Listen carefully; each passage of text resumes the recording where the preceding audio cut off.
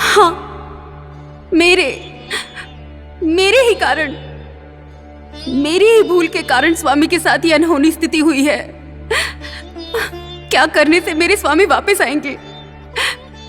बताओ नारद, बताओ।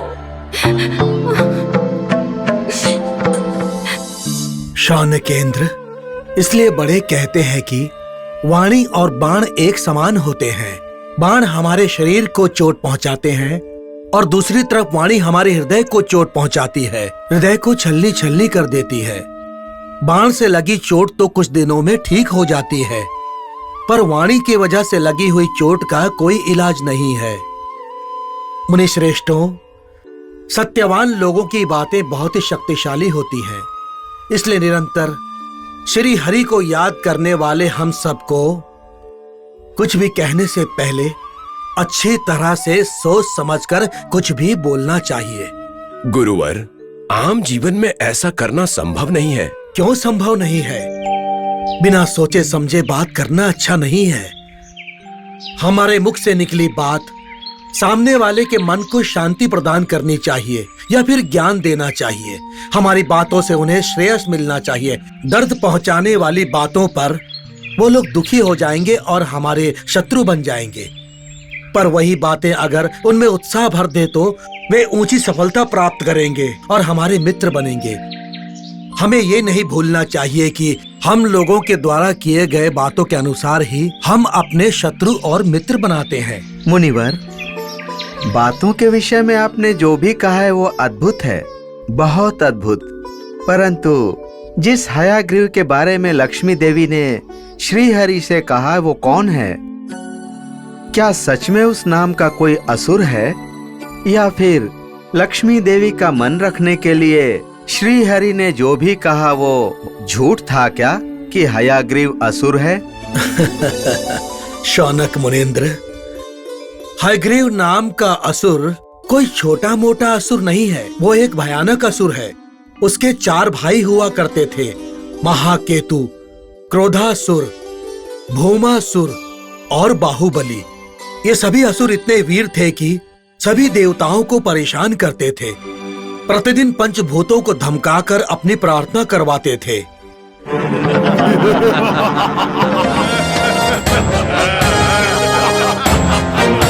सकलायुध संपन्न सर्वलोक भयंकर महाकेतु बहुपराग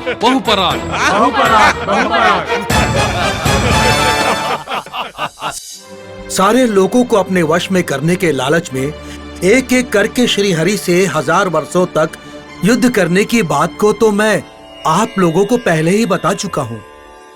अपने 4 भाइयों की मृत्यु को हयग्रीव सहन नहीं कर सका, इसलिए अमोघ वर पाने के लिए उसने विधाता की तपस्या की।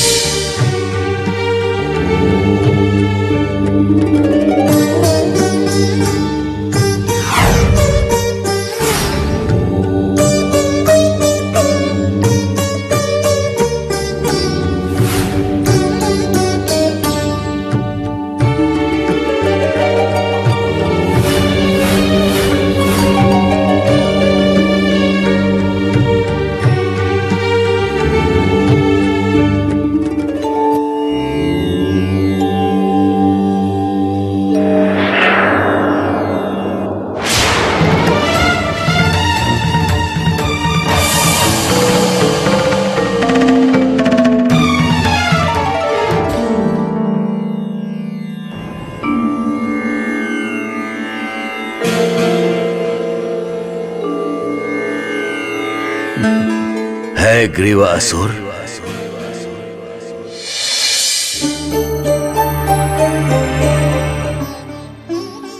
मैं धन्य हो गया प्रभु। धन्य हो गया। मैं तुम्हारे अपूर्व तपस्या से प्रसन्न हूं। असुरेंद्र, तुम्हारी जो भी इच्छा है वो मांग सकते हो। ब्रह्मदेव, आपको ज्ञात नहीं होगा, मेरे सभी भाइयों को मारने वाले श्री हरि हैं। उनसे युद्ध करने के लिए मुझे मृत्यु को जीतने का वरदान दे। वो असंभव है। सृष्टि के हर एक जीव को मौत का सामना करना ही पड़ेगा, इसीलिए उसके अतिरिक्त कुछ भी मांगो धनवेंद्र। विधाता, मेरे जन्म का रहस्य अनन्य है। साधारण समय पर मैं सिर्फ एक असुर के चेहरे से जाना जाता हूं, पर जब मैं क्रोधित हो जाता हूं तब मैं अश्ववध से तेजोवंत बन जाता हूं। उसी की वजह से मैं हयाग्रीव असुर के नाम से सभी लोकों में जाना जाता हूं। इसीलिए मेरी मृत्यु भी उसी के हाथों होनी चाहिए जिसका नाम हयाग्रीव है। तथास्तु। बस उतना ही नहीं विधाता, उस हयाग्रीव का चेहरा भी मेरे चेहरे की तरह होना चाहिए, तभी उसके हाथों मेरी मृत्यु होनी चाहिए। तथास्तु, तुम्हारी इच्छा अवश्य पूरी होगी। धन्यवाद विधाता, धन्यवाद।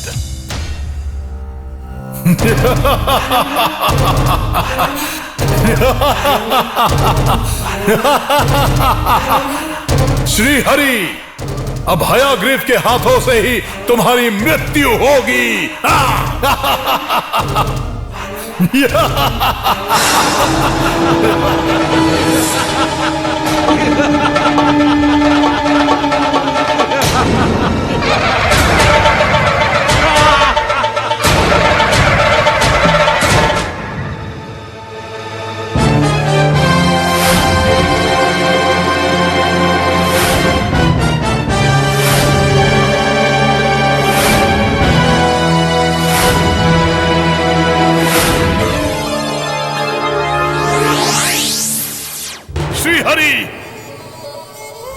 मेरे 4 भाइयों के मौत का कारण तुम ही हो।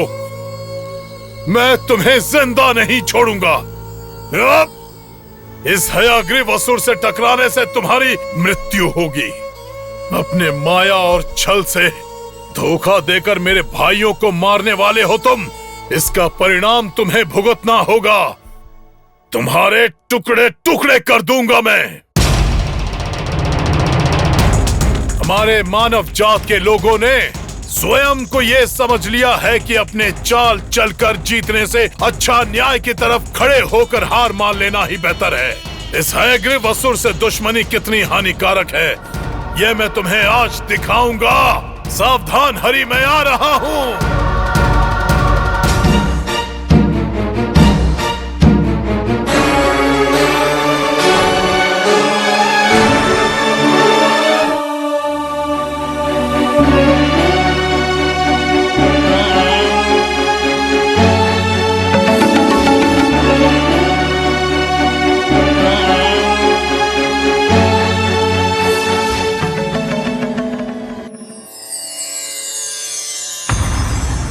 वो क्या है स्वामी?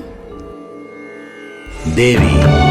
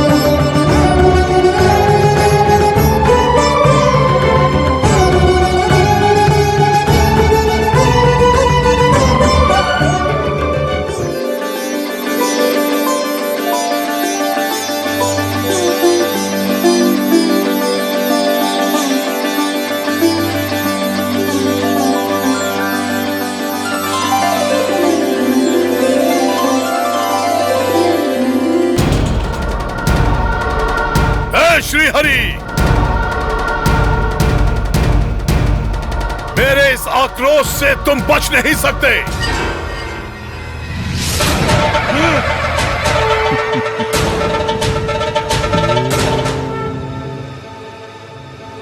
ये लो।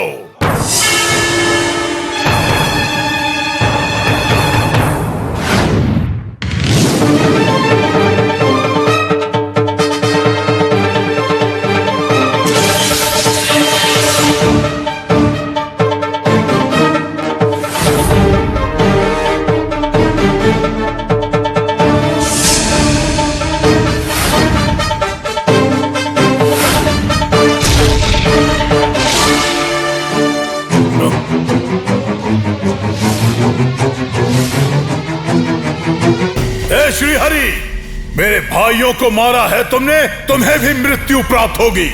तुम्हारी मृत्यु के पश्चात ही मुझे शांति मिलेगी। बातों से क्या होगा धन्वेंद्र, शक्ति का प्रयोग करो, तभी तो प्रतिफल मिलेगा ना। मेरी शक्ति को दिखाऊंगा, मेरी ताकत का प्रदर्शन करूंगा, देख लो।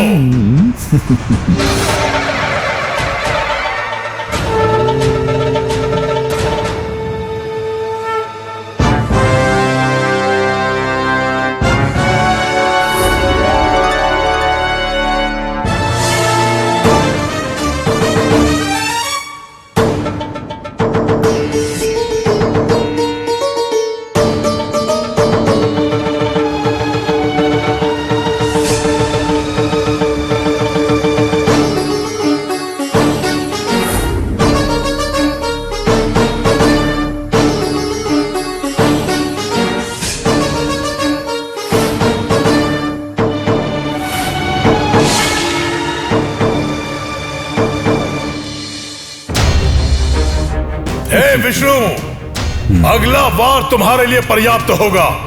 आज से तुम्हें वैकुंठ से मुक्ति मिल जाएगी।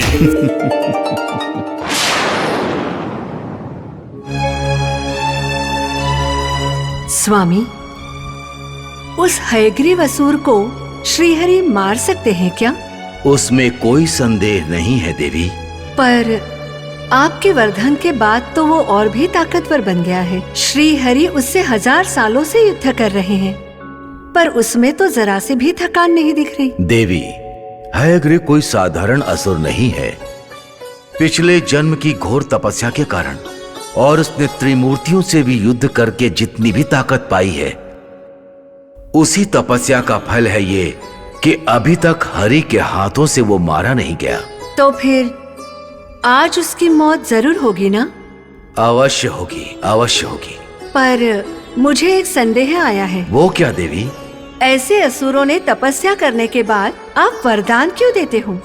आपके वरदान देने के बाद आप जानते हो वो देवताओं को परेशान करते हैं, उनकी हरकतें हद पार करती हैं। उसके बाद आप खुद आत्मरक्षा के लिए तरीके ढूंढते हैं। देवी, चाहे वो सुर हो या असुर हो, देव, मानव, गरुड़, गंधर्व, किन्नर, किंपुरुष, सिद्ध, साधक जो भी हो, तपस्या से संपूर्णता प्राप्त होती है। संपूर्णता प्राप्त होने के पश्चात ही भगवान का अनुग्रह प्राप्त होता है। अनुग्रह से वर मिलता है। उस वर को लोक कल्याण के लिए प्रयोग किया जाए तब ऐसी परिस्थिति उत्पन्न नहीं होती। किंतु कुछ लोग वर प्राप्त करने के पश्चात उनके मन में अहंकार छा जाता है। ऐसी परिस्थिति में उनका अंत निश्चित ही है। फिर आप उनके अंदर अच्छाई को जगाकर उस वरदान को भी लोक कल्याण के लिए ही प्रयोग कर सकते हैं ना? आप वांग्मय स्वरूपिणी हो, सबको ज्ञान और स्मृति प्रदान करने वाली हो। आप इच्छा, ज्ञान और क्रिया का प्रतिरूप हो। आप उनकी बुद्धि को आप ही सुधार सकती है ना देवी? आखिरकार आप मुझ पर ही सवाल उठा रहे हैं स्वामी। ऐसा मत कहिए देवी, वो ही सच है। आप हो या मैं, शिव हो या पार्वती, विष्णु हो या लक्ष्मी देवी, ये बात मत भूलिए कि हम सब अपने कर्तव्य को निभाने वाले हैं। समस्त लोक को चलाने वाला सर्वशक्तिशाली परमात्मा के कारण ही इस सृष्टि का निर्माण हुआ है। इस सृष्टि में जो कुछ भी होता है सब उन्हीं के अनुसार ही होता है।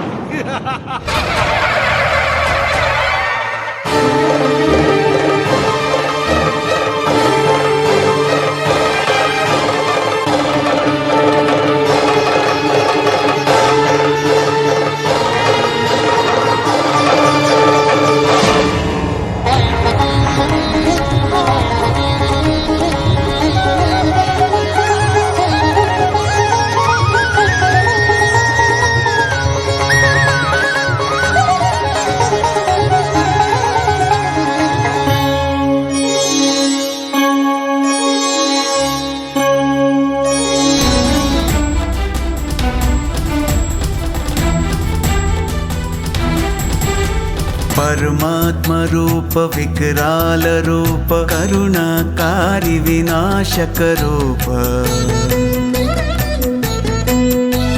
ब्रह्मा विष्णु शिव सृष्टि रचयता करते आध्यात्मिक विद्या प्रवाह समभाव के ये संस्कृति मात पिता के स्वरूप में दशावतार ज्ञान संस्कार है देते यही हमारा पुराण युग पुराण गाथा है पुराण गाथा पुराण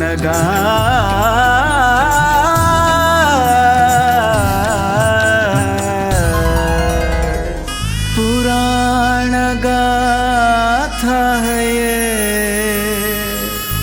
पुराण गाथा। ब्रह्मा और सभी देवताओं, इस हयग्रीव अवतार से मेरे अवतारों का क्रम आरंभ हुआ है। इस क्रम को ऐसे ही आगे ले जाकर दुष्टों का विनाश करके शिष्ट लोगों की रक्षा करना ही मेरा प्रधान कर्तव्य है। धर्म को किसी भी तरह की हानि पहुंचने पर मैं अवतार लेकर असुरों का संहार करूंगा और धर्म की रक्षा करूंगा।